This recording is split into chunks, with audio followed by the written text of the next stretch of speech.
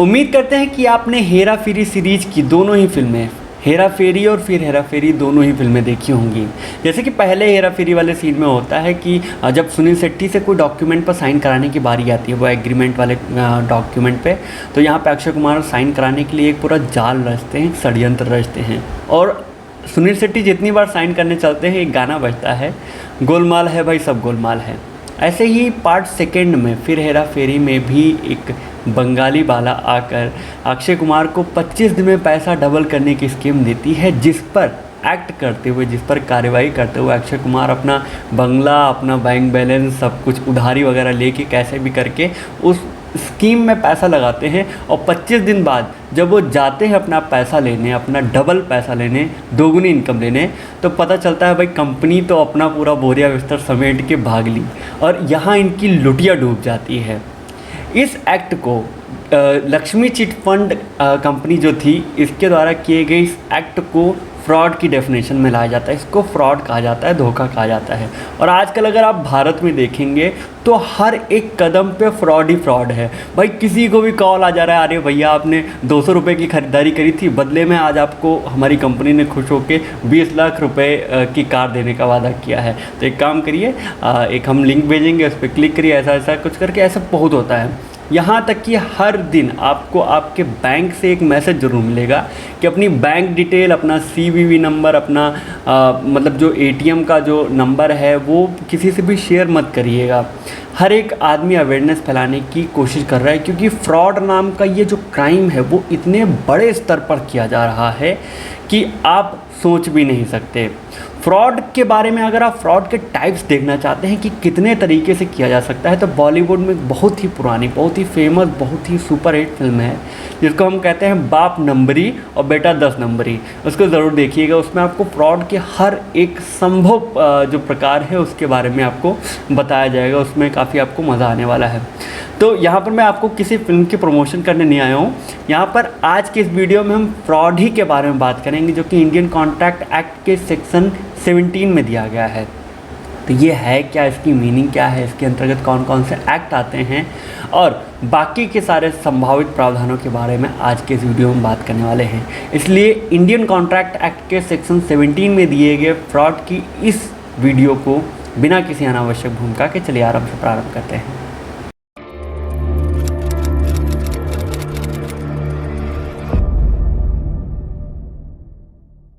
Basically, fraud is a intentionally misrepresentation of a party to deceive someone।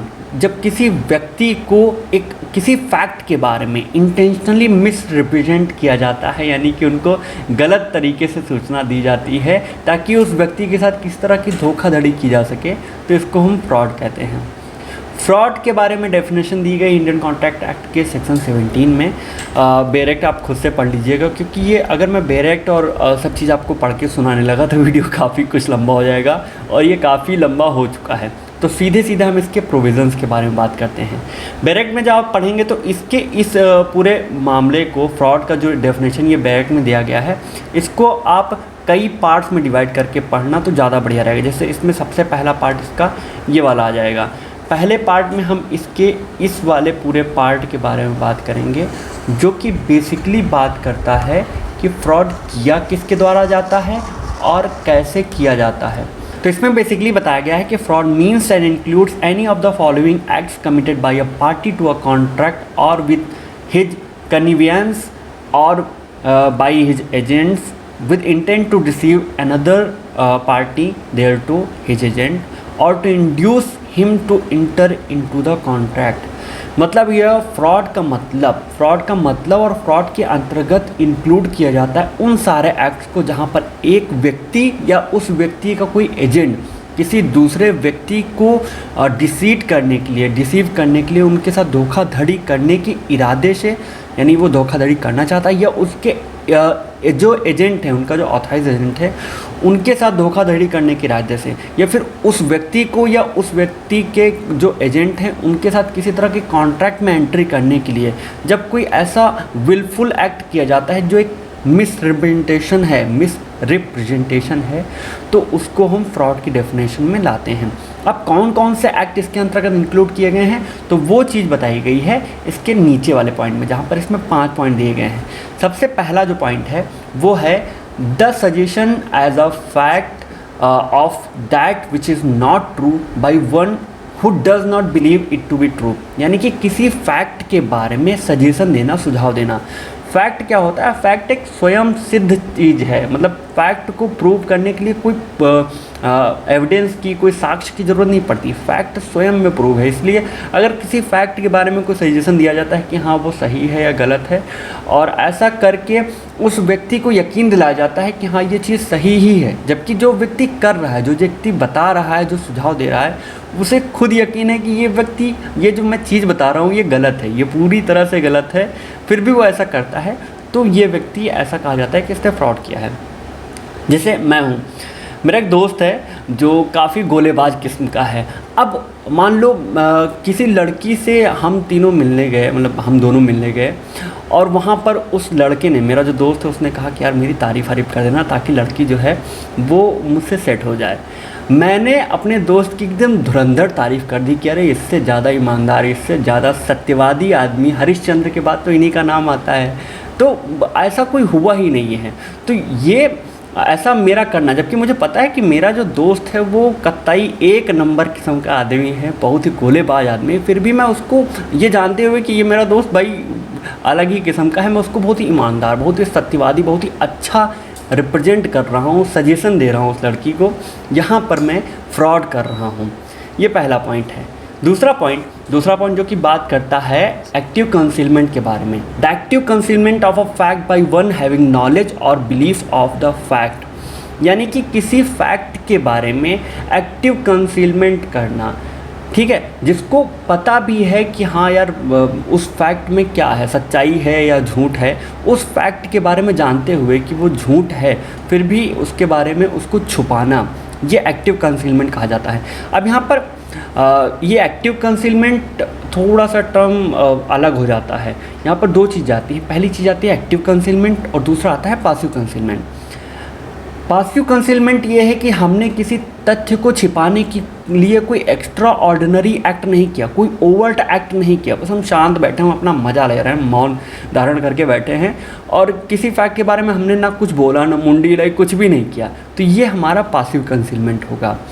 और active concealment क्या होता है कि जब हम किसी तथ्य के बारे में, उसकी सच्चाई को छुपाने के लिए, उसकी गलत चीज़ को छुपाने के लिए हम कुछ गलत चीज़ और कहानियाँ मढ़ देते हैं, वो कुछ ओवर्ट एक्ट करते हैं, तो ये हो जाता है एक्टिव कंसीलमेंट। एग्जाम्पल से समझते हैं। मान लीजिए मैं हूँ, तो मैं अपने चौराहे का बहुत ही फेमस सब्जी वाला हूँ, मैं सब्जी की दुकान लगाता हूँ, ठेला लगाता हूँ, रेडी लगाता हूँ, और मेरे कुछ कस्टमर्स हैं जो बंधे हुए हैं, जो मुझ पर यकीन करते हैं अच्छा खासा। तो एक माताश्री आई शाम को सब्ज़ी लेने, और मेरे सब्ज़ी के वो रेहड़ी पे कद्दू रखे हुए हैं, आज मैं कद्दू बेच रहा हूँ, और माता जी आई, उन्होंने भी कुछ नहीं बोला, मैंने भी कुछ नहीं बोला, वो भी मुस्कुराई, हम भी मुस्कुराए। उन्होंने कद्दू उठाया, भाव पूछा, मैंने भाव बता दिया, उन्होंने पैसे दिए, वो लेकर चली गई। यहाँ पर कद्दू वो ख़राब था, मुझे पता था कि ये कद्दू ख़राब है, लेकिन ना तो उन्होंने पूछा और ना ही मैंने उन्हें बताया कि ये कद्दू ख़राब है, वो लेकर चली गई। ये हुआ कद्दू भाई क्योंकि ख़राब था, तो यहाँ पर मैंने पासिव कंसीलमेंट किया है, लेकिन ये ऑफेंस कमिट नहीं करता, ये ऑफेंस कारित नहीं करता, ये अपराध नहीं माना गया है। लेकिन और मान लीजिए माताश्री ने पूछा कि अरे भैया ये कद्दू बेटा सब सही है ना, कोई दिक्कत तो नहीं है, तो मैं क्या कहूँ, अरे कद्दू, इससे बेहतर कद्दू आपको मिलेगा ही नहीं, हमारे इलाके का सबसे ज़्यादा फेमस कद्दू है, ले जाइए बनाइए, पूरा घर भर खाएंगे, एक ही कद्दू में पूरा पेट भर जाएगा, मौज आ जाएगा। तो मैं उसके अवगुण को छिपाने के लिए मैं ढेर सारे बखान कर रहा हूँ, कहानियाँ सुना रहा हूँ, तो ये जो मैं कर रहा हूँ ये एक्टिव कंसीलमेंट की डेफिनेशन में आएगा। तो यहाँ पर पासिव कंसीलमेंट जो है वो ऑफेंस नहीं माना गया है, लेकिन एक्टिव कंसीलमेंट जो है वो ऑफेंस माना गया है, वो फ्रॉड की डेफिनेशन में आएगा।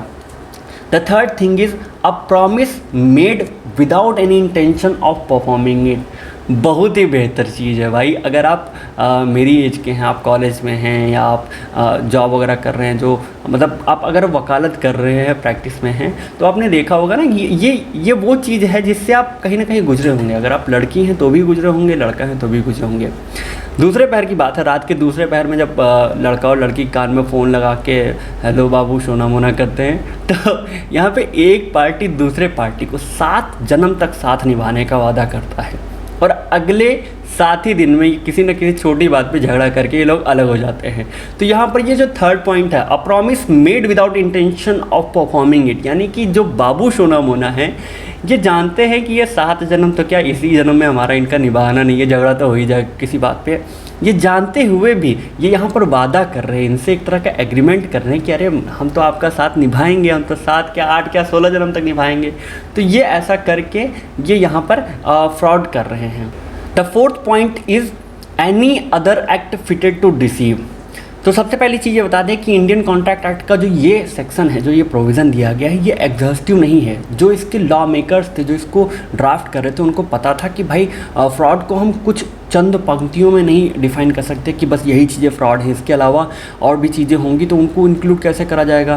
तो उनको इंक्लूड करने के लिए, क्योंकि उनको पता था कि भाई मॉडर्न एज है, 21st सेंचुरी आएगी, पता नहीं कितनी सेंचुरी और आएंगी जाएंगी, तो कई तरह के फ्रॉड इंक्लूड होंगे, जैसे कि साइबर फ्रॉड है, सोशल फ्रॉड है, रिलीजियस फ्रॉड है, बहुत सारे फ्रॉड हैं जिनके बारे में उन्होंने सोचा भी नहीं होगा, वो प्रेजेंट टाइम में हो रहे हैं। तो इन सभी फ्रॉड को इस फ्रॉड की डेफिनेशन में लाने के लिए, इस ऑफेंस की डेफिनेशन में लाने के लिए ये जो क्लॉज है, जो ये चौथा पॉइंट है, ये दिया गया है any other act fitted to deceive, यानी कि लॉ मेकर्स को या मतलब जो अमेंडमेंट करेंगे उनको या फिर कोर्ट को अगर लग रहा है कि ये पर्टिकुलर एक्ट फ्रॉड की डेफिनेशन में आता है तो उसको भी यहाँ पर इंक्लूड कर लिया जाएगा।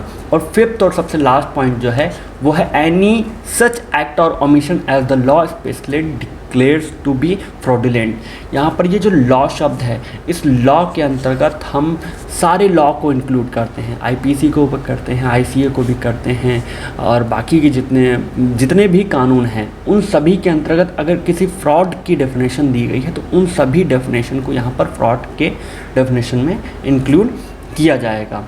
ये तो हो गया इसके पॉइंट्स। अब आते हैं हम इसके एक्सप्लेनेशन पे। एक्सप्लेनेशन आप जब पढ़ेंगे पूरा, अब मैं पढ़ के नहीं सुनाऊंगा, ऐसे ही आपको बता देता हूँ कि जब पूरा आप एक्सप्लेनेशन पढ़ेंगे तो आपको पता चलेगा कि इसमें 3 पॉइंट्स बताए गए हैं। जो सबसे पहला पॉइंट है वो ये बताया गया है कि mere silence is no fraud, यानी कि मात्र जो साइलेंस है, मौन रखना, कोई फ्रॉड की डेफिनेशन में नहीं आता। अगर कोई व्यक्ति मौन रख रहा है तो वो ऐसा नहीं कहा जा सकता कि इसने फ्रॉड किया है, ठीक है। लेकिन 2 चीज़ें इसमें और बताई गई हैं कि अगर किसी व्यक्ति का ड्यूटी है यहाँ पर बोलना, तो उस जगह पर अगर वो साइलेंस रख रहा है, मौन व्रत धारण करके रख रहा है, तो यहाँ पर फ्रॉड कर रहा है, ऐसा कहा जाएगा। दूसरी चीज़ कि यहाँ पर व्यक्ति उस सिचुएशन में साइलेंस रख रहा है जहाँ पर इसका साइलेंस इक्विवेलेंट टू स्पीच है, यानी कि बोलने के बराबर है, तो ऐसी दोनों कंडीशन में इसे फ्रॉड कहा जाएगा।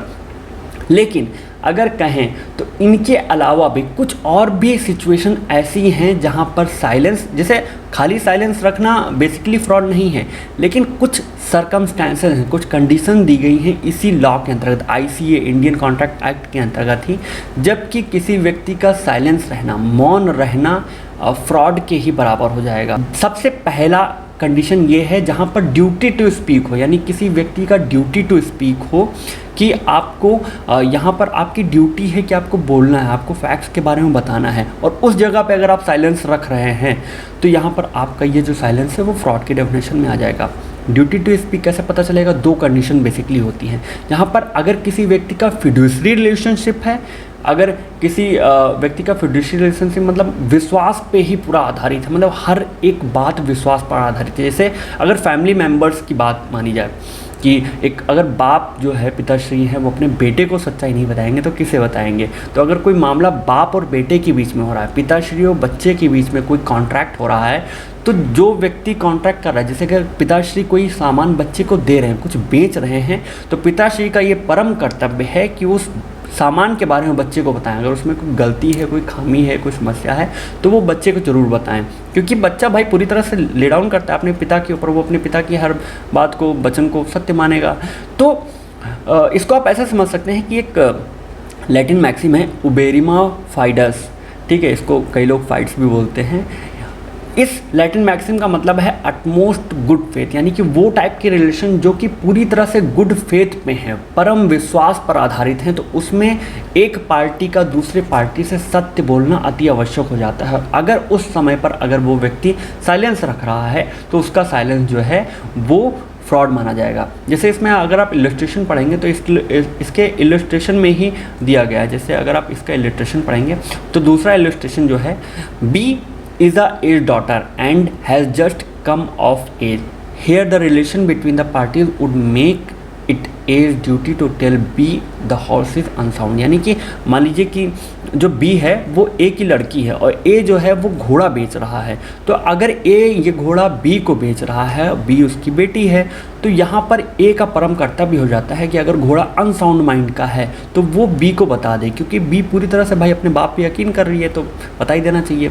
तो यानी कि वो सारे रिलेशन जिनमें एक फिड्यूशियरी रिलेशन पाया जाता है, अटमोस्ट गुड फेथ पाया जाता है, वहाँ पर अगर आप साइलेंस रख रहे हैं, चीज़ों को नहीं बता रहे हैं, तो आपका ये साइलेंस जो है वो मतलब ये फ्रॉड की डेफिनेशन में आ जाएगा, क्योंकि यहाँ पर आपकी ड्यूटी टू स्पीक है।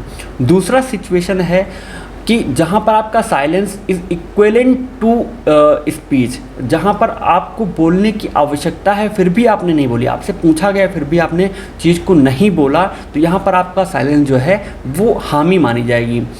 ठीक है, जैसे मान लीजिए कि भाई सब्जी वाले उदाहरण लेते हैं, मैं सब्जी बेच रहा हूँ, आंटी जी आई, उन्होंने मुझसे पूछा कि भैया ये कद्दू है सही या नहीं है, बेटे जो भी है मुझे बता दो, अगर गड़बड़ है तो मुझे बता दो। और मैंने कुछ नहीं बोला, मैं साइलेंट एकदम खड़ा हूँ, शांत सा, मैं मुंह में विमल दबा के उसको एंजॉय कर रहा हूँ। तो यहाँ पर ये जो मेरा साइलेंस है वो इक्विवेलेंट टू स्पीक माना जाएगा, यानी कि आंटी जी ये समझ के चलेंगी कि कद्दू में कोई समस्या नहीं है और वो लेकर चली जाएंगी, फिर कद्दू में समस्या निकल आएगी और यहाँ पर ये फ्रॉड कमिट हो जाएगा। तो यहाँ पर जहाँ पर आपसे कोई प्रश्न किया जाए, जहाँ पर आपका जो साइलेंस है वो इक्विवेलेंट टू स्पीच हो जाए, बोलने के बराबर हो जाए, और वैसी कंडीशन में अगर आप साइलेंस रख रहे हैं तो यहाँ पर भी जो आपका साइलेंस है वो फ्रॉड की डेफिनेशन में आ जाएगा। ठीक है, यानी कि वेयर साइलेंस इज डिसेप्टिव। तीसरी कंडीशन वो है जहाँ पर चेंज ऑफ सर्कमस्टेंसेस हुआ है, यानी कि डील में मान लीजिए ए और बी के बीच में कोई एग्रीमेंट हुआ है किसी चीज़ को लेकर, और उस एग्रीमेंट के बीच में कोई ऐसे सर्कमस्टेंशियल चेंजेस आ गए हैं जो कि बताना आवश्यक है। मतलब ए जानता है लेकिन बी को नहीं पता है, और बी को जानना आवश्यक है, क्योंकि अगर वो नहीं जानेगा तो उसका नुकसान हो जाएगा। जैसे मान लीजिए कि ए और बी के बीच में किसी सब्जी को लेकर, या सब्जी को छोड़िए, बहुत देर से सब्जी लेके घूम रहे हैं, फल को लेकर, किसी ऐसे फल को लेकर कोई डील हुई है, कोई एग्रीमेंट हुआ है जो कि ए बी को ट्रांसफ़र करने वाला है, बी के हाथ से बेचने वाला है, बी ने पैसा देने का वादा किया है। अब जब एग्रीमेंट एग्जीक्यूशन की बात आई तो पता चला कि यार फल तो पूरा सड़बड़ गया, बेकार हो गया, मतलब एकदम ऐसा हो गया है कि सर्कमस्टेंसेस ही बदल गए हैं, या फिर फल जो है तोड़ने गए, पता चला नौकर ने किसी और के हाथ बेच दिया। तो ऐसी कोई अगर सर्कमस्टेंसेस में चेंज आ गए हैं तो ये आवश्यक हो जाता है कि ए बी को बताया कि भैया ऐसा ऐसा हो गया है, और नहीं बताया और पता चला बी से पैसे भी ले लिए और एग्रीमेंट को एग्जीक्यूट भी नहीं कर पाए, तो यहाँ पर ये जो मामला है इनका फ्रॉड हो जाएगा, यानी कि पूरी तरह से फ्रॉड की कंडीशन में आ जाएगा। The fourth point is half truth.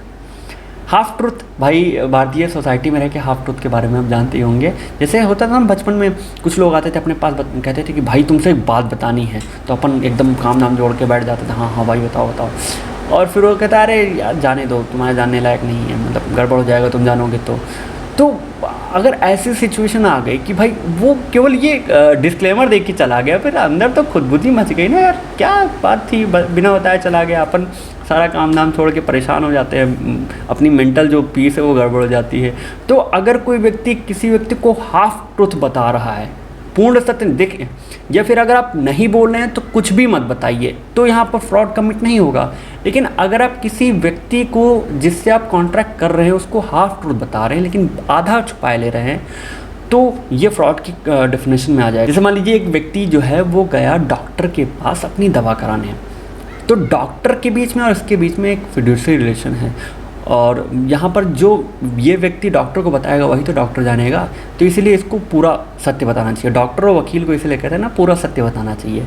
तो डॉक्टर ने इस व्यक्ति से पूछा कि ठीक है बेटा, हम दवा तो आपको दिए दे रहे हैं, लेकिन ये बताओ कि आपको और कोई तो समस्या वगैरह नहीं है। तो इस व्यक्ति ने कहा नहीं नहीं, और कोई समस्या नहीं, बस थोड़ी सी दवा हम ले रहे हैं पहले से, हमको थोड़ा नींद वींद नहीं आती है, वो उसमें दवा ले रहे हैं, ठीक है। तो इसने खाली ये बताया कि हाँ थोड़ी सी दवा ले रहे हैं, हमें नींद नहीं आती। बाद में जाके पता चला डॉक्टर ने अपने हिसाब से दवा वगैरह लिख दी, और इनकी ये पहले वाली दवा और अब की लिखी जो डॉक्टर की दवा है ये कर गई रिएक्शन, और मामला गड़बड़ हो गया। अब जब बाद में मामला बिगड़ जाएगा तो ये है कि भाई डॉक्टर जो है, जब मामला बिगड़ेगा और डॉक्टर के ऊपर मुकदमा करने की बारी आएगी, तो डॉक्टर ये कह सकता है कि इन्होंने मेरे साथ तो फ्रॉड किया, क्योंकि इन्होंने पूर्ण सत्य नहीं बताया। इन्हें बताना चाहिए था किस चीज़ की दवा ले रहे हैं, किस डॉक्टर से ली है, कहाँ से ली है, कौन से मेडिकल से खरीदते हैं, और आपने आधी चीज़ें बताई, तो आप मेरे ऊपर मुकदमा नहीं कर सकते। उल्टे मैं आपके ऊपर मुकदमा करूँगा कि आपने मेरे साथ फ्रॉड किया। तो ये फ्रॉड की डेफिनेशन में आ जाएगा। और सबसे last point is marital status. Marital status मतलब वैवाहिक स्थिति, कि अगर कोई व्यक्ति ऐसा है कि आप मान लीजिए कि बहुत सारी भारत में ही बहुत सारी जॉब ऐसी हैं जो केवल अविवाहित लोगों को ही मिलती हैं, उन्हीं को मिलती है जिनकी शादी नहीं हुई है, और आप गए आपने अपनी वैवाहिक स्थिति के बारे में झूठ मूठ बोल दिया कि नहीं मैं तो अविवाहित हूँ। तो अगर आप ऐसा कर रहे हैं तो भाई आप तो फ्रॉड कर रहे हैं, सिंपली फ्रॉड कर रहे हैं, तो आप इसके लिए दंड के भागी होंगे। तो ये था पूरा फ्रॉड का मामला। आई होप आपको ये सारी चीज़ें समझ में आ गई होंगी। बाकी कुछ चीज़ें हैं, जैसे अभी मैं कुछ दिन से वीडियो नहीं बना पा रहा था क्योंकि मेरी तबीयत नहीं सही थी, इसलिए वीडियो नहीं बना पा रहा था। लेकिन आप लोगों का प्रेम इतना विकट है कि सब छोड़ छाड़ के वीडियो बनाने के लिए आना पड़ता है। जैसे कि अभी इन्होंने, एक देवी जी हैं शायद, इन्होंने एक कमेंट किया है जो काफ़ी अच्छा कमेंट है, और इसको देख के मैं एकदम से आ गया काम पे वापस कि हाँ चलो यार वीडियो बनाते हैं। क्योंकि लोग जब आप पर यकीन कर रहे हैं, आप पर विश्वास कर रहे हैं, आप पर एक तरह से भरोसा करके चल रहे हैं, तो भाई भरोसे को तोड़ नहीं सकते। इसलिए फिर से लीक पर वापस आ गए हैं और आपको बैक टू बैक वीडियोस मिलती रहेंगी। धन्यवाद।